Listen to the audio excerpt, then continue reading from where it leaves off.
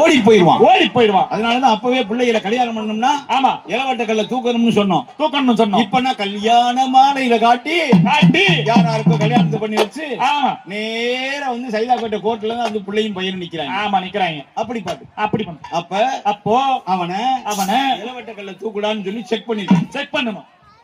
பண்ணல. அப்படியே பெரிய ஒரு காளை மாடை வளர்த்து அந்த மாட்டை புடிறான்னு சொல்லிருக்கணும். மாட்டை பிடிக்கிறானா இல்லையா பிடிச்சு அந்த புள்ளைய இவன் கீழே உட்கார்ந்து அந்த புள்ள மேல உட்கார்ந்துட்டு இருக்கு. எங்கேயோ போய் கீழே விழுந்து கிடக்காங்க ஆமா ரெண்டு பேரும். அப்ப அவனை நம்ம என்ன பண்ணிருக்கணும் மஞ்சு வரட்டு மாடை புடுறான்னு சொல்லிருக்கணும். ஒரு 4 மஞ்சு வரட்டு மாட்டை பிடிச்சா நீ வாடான்னு சொல்லிருக்கணும்.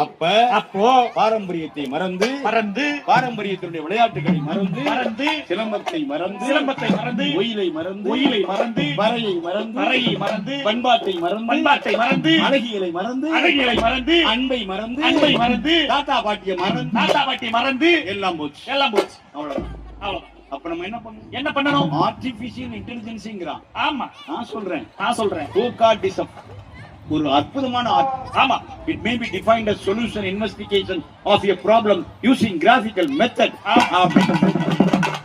அதனால தான் நாங்க ஆய்வு செய்றோம். ஆமா கோகாட்டில் இருக்கக்கூடிய தன்மையை சொல்றோம்.